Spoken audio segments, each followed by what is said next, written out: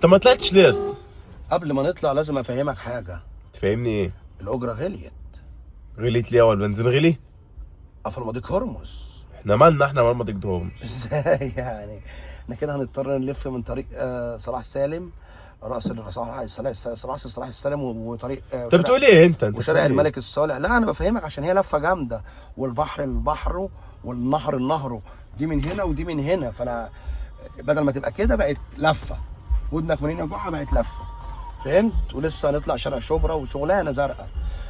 انا مال انا مال ده ما كله كل ده بقى. لازم يجي على الزبون. انت مفكر ايه وانا هدفع من جيبي؟ طب هو انا اعمل ايه؟ المفروض انا مش انا بروح المشوار ده كل يوم بكده وهدفع كده؟ لا يا حبيبي، ده خد الانيل.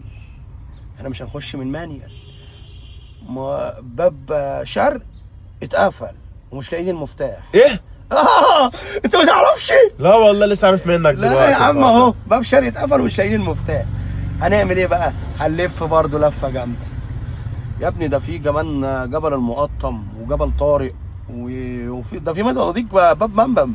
باب منبم ممكن كمان يقفلوه، ده كويس انه لسه مفتوح. وراس الرجال صلاح سالم، الدنيا خربانه.